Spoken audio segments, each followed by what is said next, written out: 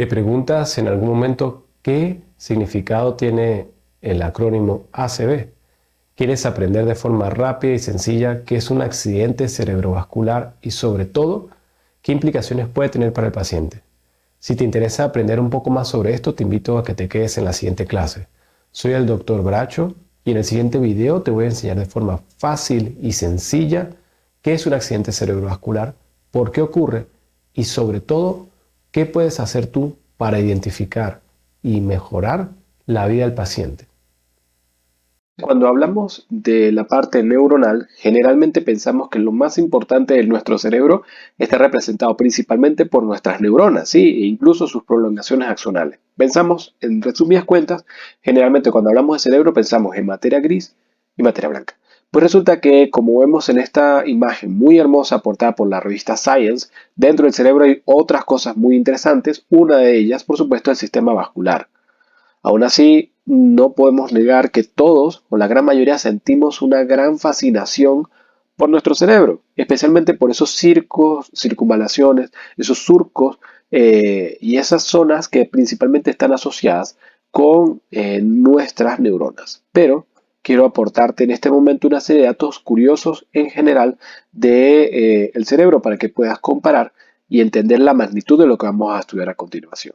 Nuestro cerebro ocupa en promedio 1350 centímetros cúbicos, estirado puede llegar incluso a ocupar un metro cuadrado. Si estirásemos todas las neuronas, pudiese llegar incluso a 1000 kilómetros, lo cual es muchísima distancia. Imagínate la cantidad de neuronas, la cantidad de conexiones que están acá.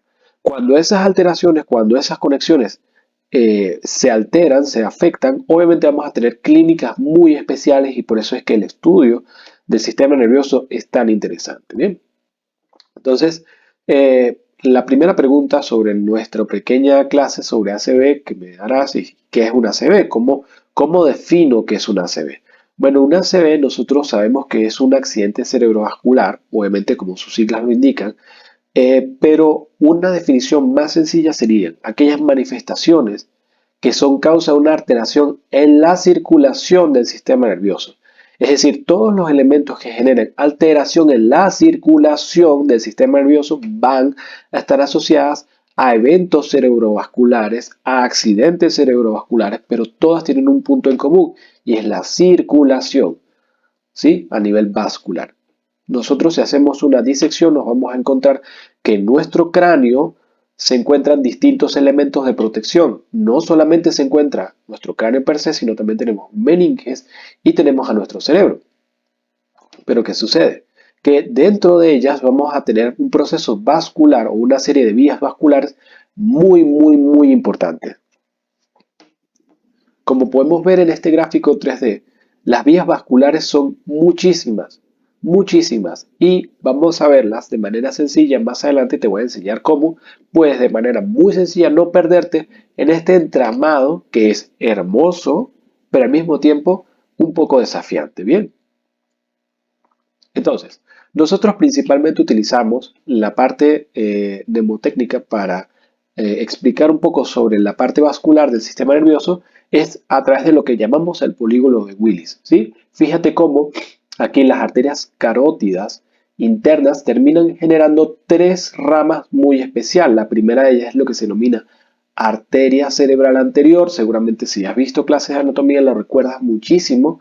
También vamos a tener la arteria cerebral media y luego la arteria cerebral posterior. Entonces, si bien es cierto, hay muchas ramas acá, las tres principales o las tres más básicas, por supuesto, son los que se denominan arteria cerebral anterior, media y posterior. Una vez que tú tengas claro manejo sobre ellas, por supuesto vas a poder empezar a adentrarte un poco más en los detalles de otras partes vasculares donde también vamos a tener, por ejemplo, las arterias cerebrales y distintos elementos anatómicos. Pero la parte más básica, sobre todo a nivel fisiológico y fisiopatológico, con la cual podemos empezar a trabajar, es con la parte de arteria cerebral anterior, media y posterior. Arteria cerebral anterior, aquí la ves. Luego arteria cerebral media, aquí la ves, y finalmente arteria cerebral posterior. Cada una de ellas tiene una serie de zonas muy específicas a las cuales irriga. Esas zonas cuando las estudiamos en una lista, cuando vemos la cantidad de zonas que irriga cada arteria, puede ser confuso. Entonces por eso te traigo este gráfico donde lo vas a ver de manera muy sencillita. Vamos a ver tres colores. Este es un corte cerebral, todos son cortes cerebrales, pero fíjate que hay tres colores. Un color amarillo, uno azul y uno rojo.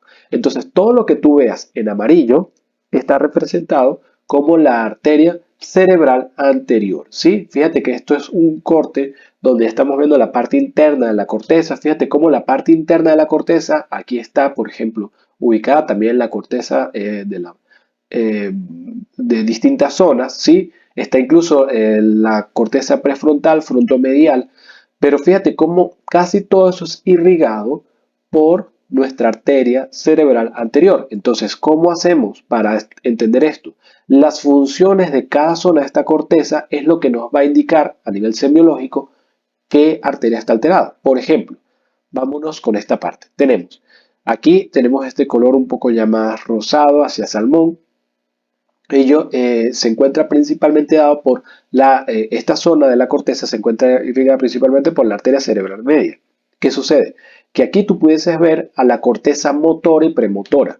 Entonces, generalmente cuando una persona debuta con alteraciones motoras de novo, es decir, una persona que estaba tranquila trabajando y de repente le cuesta mover sus extremidades, probablemente estemos en presencia de una zona alterada producto de alteraciones en la arteria cerebral media.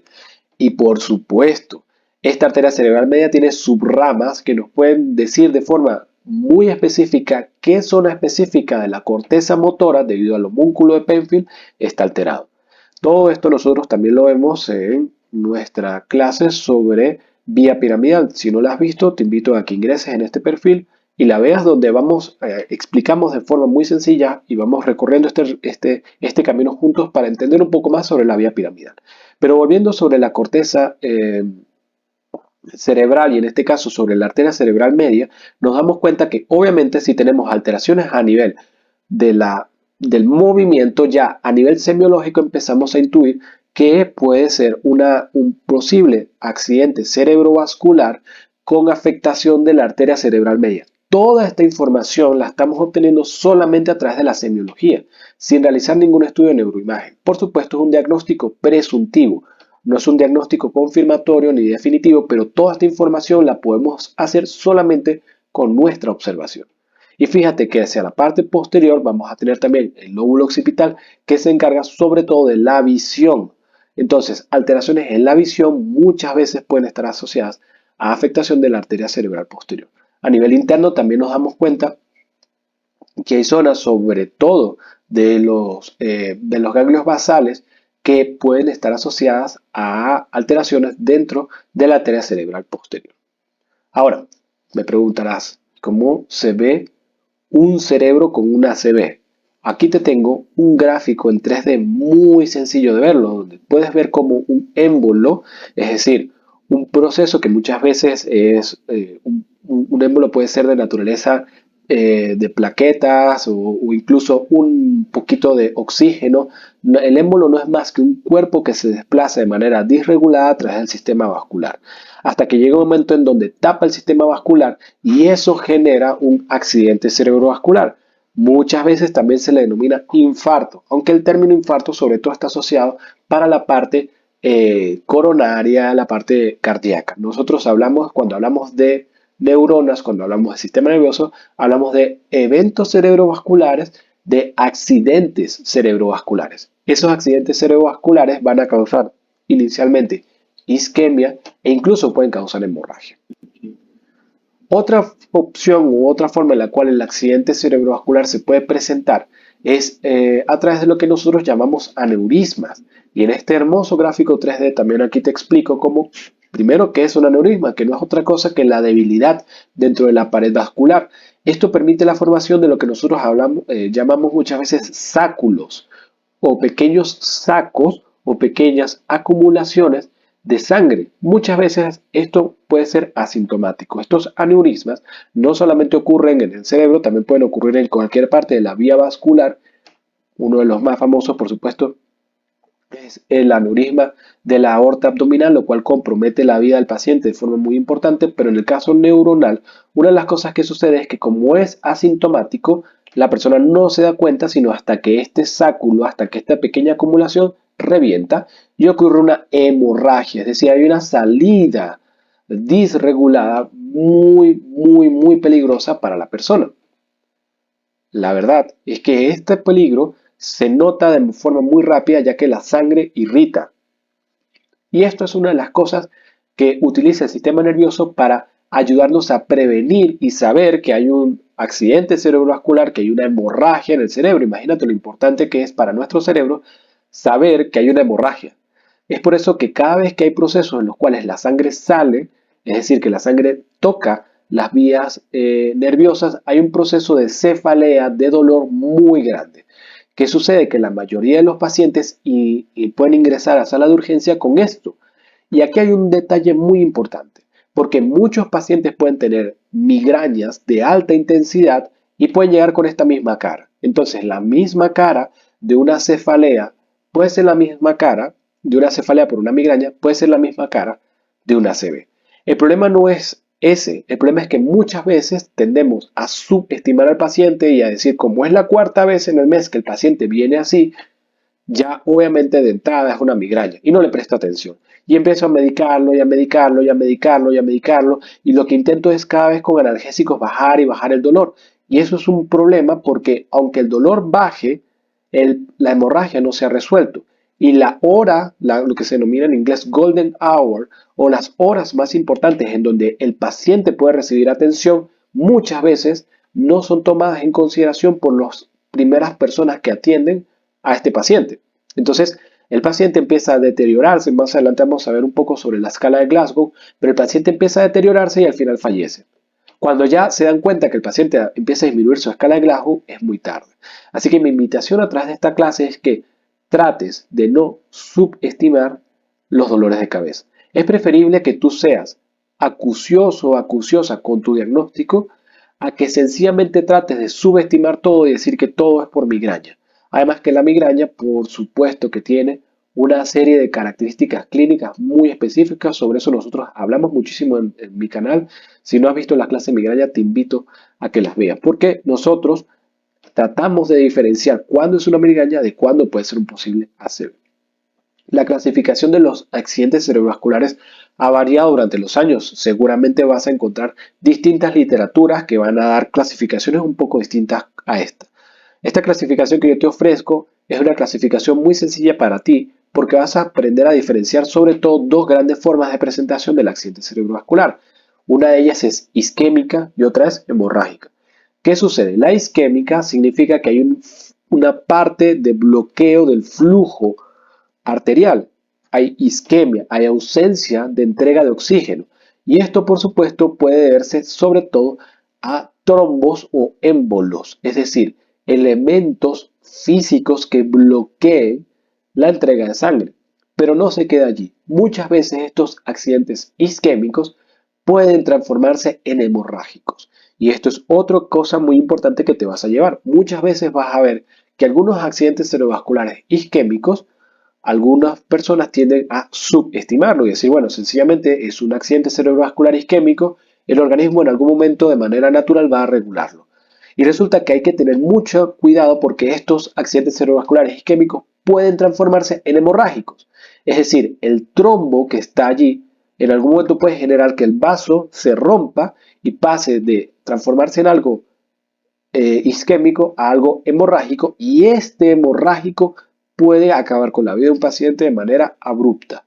Las presentaciones de los accidentes cerebrovasculares hemorrágicos son violentas y cada minuto que pasa con un paciente con un ACV es un minuto de vida que puede ayudarle no solamente a mejorar o a disminuir el tiempo de recuperación, sino a salvar la vida.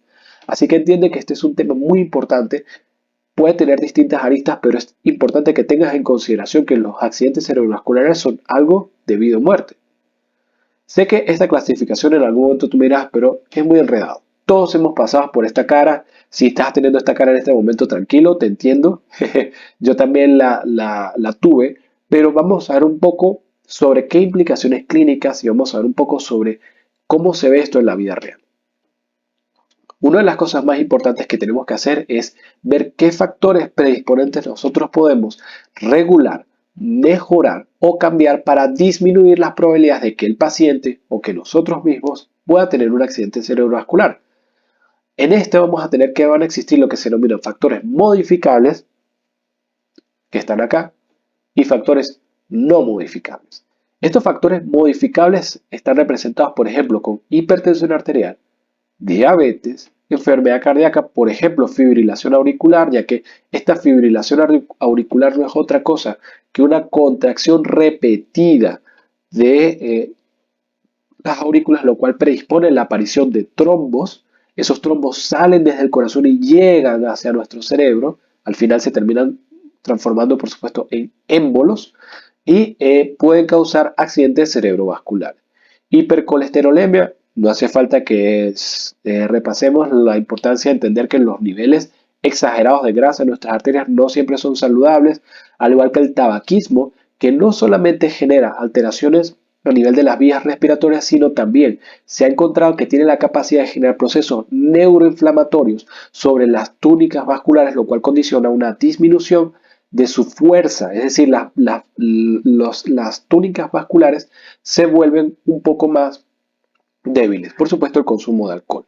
Todos estos son factores modificables. Vamos a también tener factores no modificables sobre los cuales no podemos hacer nada, como su nombre lo dice, que sean personas con edad mayores a 65 años, hombres de raza oscura o elementos genéticos. Entonces, obviamente la obesidad es uno de los elementos más importantes a tomar en consideración. Fíjate que en este estilo de vida que tenemos actualmente, sobre todo con el consumo de redes sociales y de cada vez mayor entretenimiento a nuestra mano, corremos el riesgo no solamente de tener obesidad, sino de crear un estilo de vida sedentario. Bien, el segundo, por supuesto, es el estrés, porque el estrés no solamente genera alteraciones dentro de nuestro sistema vascular, sino que además está asociado al consumo de sustancias que disminuyen, entre comillas, el estrés. Es decir, una persona estresada no solamente va a tener aumento de la presión arterial de manera continua, sino que además es más propensa a consumir tabaco, a consumir alcohol o a tener una serie de hábitos que no van a ser saludables para él. Importante ahorita, vamos a ver una serie de signos de alarma que te pueden ayudar a ti a saber cuándo debes correr. Estos signos de alarma son un resumen de muchísimos, pero son algunos que te pueden aportar información para tu práctica médica o incluso a nivel personal. Ellos nos van a decir, hey, este dolor de cabeza no está siendo normal. Entonces, como no sabemos si este dolor de cabeza es por una migraña, porque tengo sinusitis o incluso porque tengo una ACV, ¿cómo hago para diferenciarlo? Buscamos los signos de alarma. Estos signos de alarma los he recogido en esta lista, son algunos, puedes encontrar muchísimos más dependiendo de la literatura que consultes, pero fíjate que siempre decimos que aquel dolor que no cesa, es decir, aquel paciente que llega con el consumo de analgésicos de manera repetida, por ejemplo, algún consumo de algún AINE, que te haya dicho que haya tomado 5 veces la pastilla, por no mencionar ninguna marca comercial por cuestiones de derechos de autor, pero un paciente que te dice que ha consumido muchísimos analgésicos y el dolor sigue igual, es un signo de alarma. ¿Ok? Porque generalmente cuando tenemos procesos de migraña o de sinusitis, los dolores de cabeza tienden a disminuir, aunque sea un poco. También el paciente tiende a sentir que ha mejorado un poco, pero si el paciente te dice, no, he consumido 5 veces la dosis habitual y todavía tengo dolor, obviamente hay algo que no está funcionando. También acompañado a nivel de la rigidez de nuca, ya que recuerda que como hemos visto anteriormente, los accidentes cerebrovasculares están asociados principalmente a accidentes, pueden ocurrir también en accidentes hemorrágicos, lo cual condiciona el proceso de irritación. Y una de las cosas que se irrita, sobre todo en los accidentes cerebrovasculares de las vías posteriores, son los músculos de la nuca. También vamos a tener fiebre y vómitos. ¿Y esto qué sucede? Los signos de alarma con respecto a los dolores de cabeza incluyen a la fiebre. ¿Por qué? Porque cuando el dolor de cabeza incluye fiebre, un diagnóstico que muchas veces no se toma en cuenta es un proceso infeccioso del sistema nervioso central, una meningitis. una meningoencefalitis. Por supuesto que esto tiene una presentación clínica distinta, pudiésemos hacer una clase completa de ella, pero los dolores de cabeza que tienen estos signos de alarma y que además tienen fiebre corresponden con un signo de alarma y requieren atención. Los vómitos, obviamente, debido a que hay un aumento de la presión intracraneana, lo que se denomina cefalea en trueno, es decir, está todo en silencio, el paciente está dormido y de repente aparece un trueno, entre comillas, de la nada, con una intensidad alta, que también se describe como el peor dolor de cabeza de su vida que le impide dormir o que está asociado a pérdida de la conciencia. Si algún paciente consulta o si tú llegas a sufrir algún dolor de cabeza que tiene alguno de estos signos de alarma, por favor, no lo subestime. Es posible que al final no necesariamente tenga que ser el peor de los casos, pero es preferible actuar para prevenir posibles complicaciones. También podemos tener debilidad o entumecimiento súbito en el lado del cuerpo, en algún lado del cuerpo, cara, miembros, parte inferior, dificultad para hablar, visión borrosa, pérdida inexplicable del cuerpo, de la estabilidad, como hemos visto anteriormente, mareo o vértigo. Sobre todo aquí podríamos hablar, en el caso de que finalmente sea una ACV, de una ACV que genera alteraciones de las vías vasculares asociadas al cerebelo. Bien. Quiero hablarte ahora entonces de un caso muy interesante, especialmente asociado a lo que nosotros hablamos de la escala de Glasgow. La escala de Glasgow seguramente la conoces, si no la conoces pues te la presento. Es una escala creada hace muchísimos años en la ciudad de Glasgow, que tiene como objetivo medir de manera puntual y lo más exacta o lo más estricta o regulada posible el estado neuronal de un paciente. Tiene tres formas de evaluarse a través de la apertura de los ojos, la respuesta verbal y la respuesta motora. Cada una de ellas tiene una serie de puntajes. Mientras el puntaje sea menor, es decir, por ejemplo, un paciente que no abre los ojos, que no hay dolor, vamos a tener menor cantidad de puntaje. Mientras menor sea el puntaje, mayor es el riesgo de muerte del paciente. Aquí tienes un gráfico muy sencillo que te puedes llevar sobre cómo puedes aplicarla. ¿Sí? Primero comprobar cómo se encuentra el paciente, observarlo, realizar estímulos y finalmente valorar. Otro aspecto importante es que, como puedes ver ahorita, la respuesta motora también puede tener en la exploración del dolor. Y algo muy importante que quiero que te lleves es que el dolor no debe explorarse con maldad. No hace falta que seas cruel para explorar el dolor del paciente. Es decir, si el paciente está inconsciente, aún puede sentir dolor. Y hay formas no tan crueles de explorar el dolor. Bien. Vamos ya acercándonos hacia el final de nuestra pequeña clase sobre un caso real. Ella es Gilby Taylor, una neuroanatomista de la Universidad de Harvard en Estados Unidos, una de las universidades más famosas del mundo, quien sufrió, por supuesto, de un accidente cerebrovascular. Ella al final sufrió un accidente cerebrovascular y tuvieron que retirarle un coágulo más o menos del tamaño de una pelota de béisbol en su hemisferio izquierdo. Ella sobrevive a este impacto, obviamente su vida estuvo en riesgo, todo su hemisferio izquierdo se vio afectado, pero lo importante es que ella tuvo un proceso de transformación muy importante en el cual se dio cuenta cómo los juicios del hemisferio izquierdo se iban y había un proceso de aceptación en su vida. Es una historia muy fascinante, de hecho aquí te dejo una foto real de ella. Ella además siendo neuroanatomista, es ella con la mamá. Ella escribe un libro más adelante que es este, que se llama Un ataque de lucidez. Es un libro hermoso, te invito a que lo leas, de verdad que te puede cambiar la vida. Ella, al ser neuroanatomista, como su profesión lo indica, ella no solamente estaba sufriendo el ACV, sino que además estaba dándose cuenta qué zonas de su cerebro está usando todos los conocimientos que nosotros vimos en esta clase, ella los estaba aplicando y se estaba dando cuenta cómo estaba perdiendo ciertas funciones dependiendo del tipo de zona vascular. Su propia presentación clínica le hacía a ella darse cuenta qué zona de su cerebro se estaba apagando. Afortunadamente ella logró sobrevivir y escribió este libro. Es uno de los libros más hermosos que vas a encontrar. Por supuesto que te recomiendo encarecidamente que lo leas. Es así entonces como vemos que las implicaciones de un accidente cerebrovascular, de un evento cerebrovascular, son muchísimas. Espero que esta clase te haya servido muchísimo, espero que haya sido útil para ti. Si tienes alguna duda, escribe en los comentarios y estaré atento a responderte. Espero que nos podamos ver pronto.